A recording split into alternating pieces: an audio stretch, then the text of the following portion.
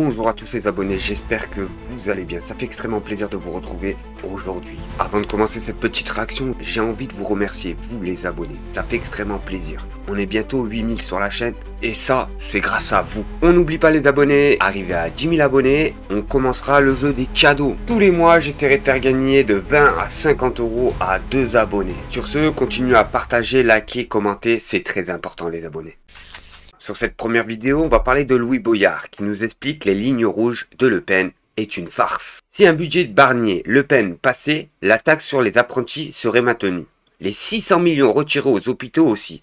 La consultation chez le médecin serait moins remboursée. Tout ça pourquoi les amis? Pour empêcher les taxes. Les amis, on regarde la vidéo et on fait une petite réaction. Le programme de Monsieur Boyard qu'il évoquait là précédemment, qui est un programme un peu enfantin, c'est-à-dire il faut augmenter les impôts et c'est comme ça qu'on va combler le déficit. Moi je ne pense pas que ce soit un modèle pour nous d'aller plus loin et que si on veut un appauvrissement généralisé, une tiers-mondisation... Je suis extrêmement heureux de l'intervention qui vient d'être faite par ce député du Rassemblement National parce que je conteste ce qui a été dit sur le fait que la politique c'est 3 blocs. C'est pas ça qui est en train de se passer. En réalité, si jamais vous prenez la question qui est centrale pour répondre aux enjeux qu'il y a aujourd'hui, la question du partage de la richesse, il n'existe que 2 blocs. Il existe un bloc du nouveau Front Populaire qui lui dit que quand vous avez les 500 plus grandes fortunes, qui ont vu leur fortune doubler depuis que Macron est là, il va falloir que ces gens partagent. Et vous avez ensuite un autre bloc qui est celui du macronisme et du Rassemblement National, et ça vient d'être dit, qui s'oppose à tout prélèvement supplémentaire sur ces grandes fortunes. Et je veux pour exemple la taxe sur les apprentis, les 600 millions d'euros en moins qu'ils ont décidé en cachette, en commission mixte paritaire à l'Assemblée nationale, sur les hôpitaux. La question du déremboursement des consultations chez le médecin, ça c'est les Françaises et les Français. Mais la taxe Zuckman, plus 2% sur le patrimoine au-delà de 1 milliard, ça vous rapporte 13 milliards. C'est ce qui financerait les 58 milliards. 9,2 milliards. En réalité, vous regardez, si jamais aujourd'hui vous n'avez pas le partage de la richesse, parce qu'il y a une majorité à l'Assemblée pour refaire ce partage de la richesse, c'est précisément parce qu'il y a 2 blocs. Mais Monsieur Boyard, du nouveau Front Populaire, on est déjà le pays où la piste est le pays. Et sur cette deuxième vidéo les amis, on a Yann Brossa qui nous explique que si Madame Le Pen n'avait pas adoubé Michel Barnier, il y aurait en France un gouvernement de gauche et la réforme des retraites aurait été abrogée depuis 2 mois. Elle porte la responsabilité immense de la souffrance des Français, la vérité pure et simple. Les amis, on regarde la vidéo et on fait une petite réaction. Depuis plusieurs mois maintenant, on a un gouvernement qui fait tout l'inverse de ce que veulent les Français.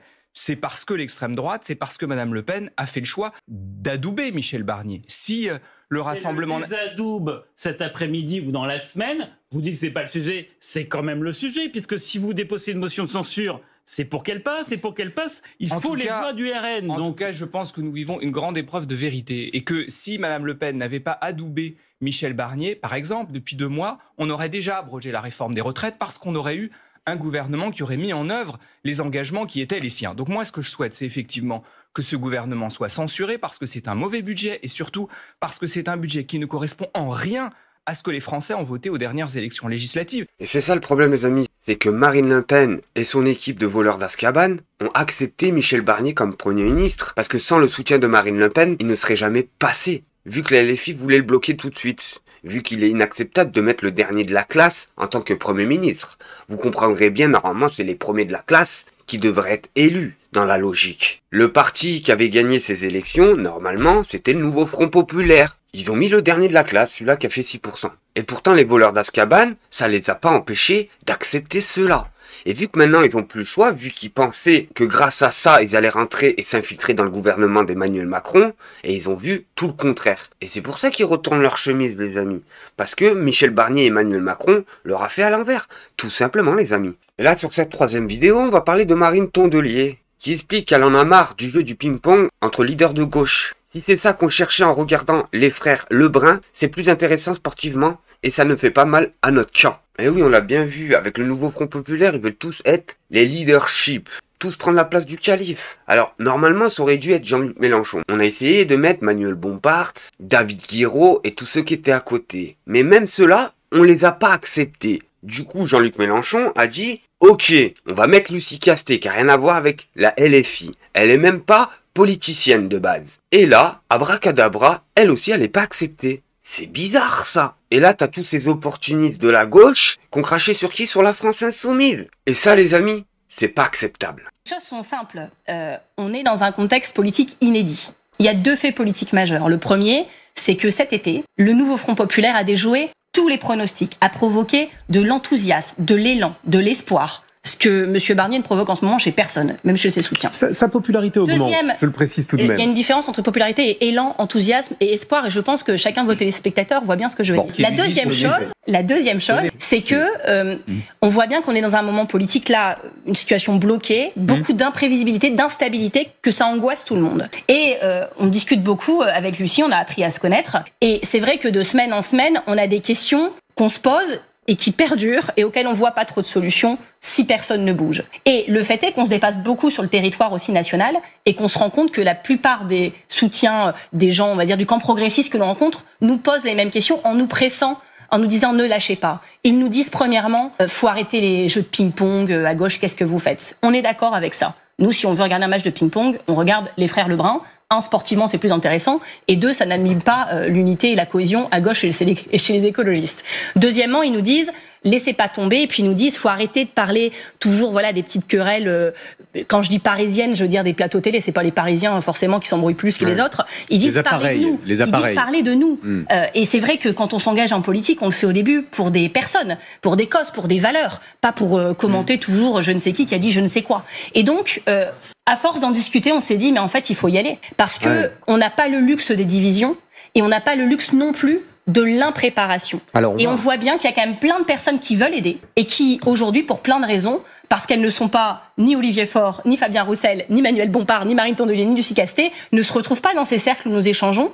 Et on est obligé, c'est notre responsabilité, d'offrir aux personnes qui souhaitent s'engager la possibilité de le faire. C'est ça l'appel que nous proposons. Le problème, c'est qu'il y a une grande fracture dans la gauche. On le voit bien, tout le monde se tire dans les pattes. On a François Hollande qui attaque Jean-Luc Mélenchon, on a les communistes qui attaquent les écologistes. De toute façon, je vous l'ai dit tout de suite, il fallait faire le ménage dès le début. On pouvait pas prendre et accepter n'importe qui, tout ça pour faire barrage au RN. C'est pas possible, les amis. Ça nous apprendra à rassembler n'importe qui pour gagner à tout prix, les amis. Parce que c'est ce qui s'est passé. La France insoumise s'est associée à toute la gauche. Comme si toute la gauche, et je mets des guillemets sur toute la gauche, avait le même programme. En s'associant à François Hollande, la marionnette de service, vous pensez bien que la gauche allait être fracturée, quand même. Et sur cette vidéo, on a Clémence Guettet qui nous explique Carlos Tavares, patron de Stellantis, démissionne. Alors vous avez l'occasion de se rappeler de ce jour où il avait croisé Clémence Guettet sur un plateau juste parfait, les amis. On regarde la vidéo et on fait une petite réaction. Votre salaire a fait polémique. 36,5 millions d'euros à titre de comparaison. Le patron de Volkswagen, il touche 9,7 millions d'euros en 2023. Qu'est-ce que vous répondez quand on vous dit que c'est un salaire indécent? Il se trouve que sur la question du SMIC, il faut donc d'abord produire. Et je veux le dire à mes collègues... partager les richesses. Oui, mais il faut d'abord les produire, les richesses. Mais ils ont été produits. Vu qu'ils touchent 36 millions par année, les amis, 36 millions. La richesse, il l'a produit, et largement. Alors pourquoi pas partager un petit bout de sa richesse? Et il y a quelque chose, des richesses à partager. Et avec respect, si vous me permettez, ma chère collègue, d'aller jusqu'au bout. On la fera voter.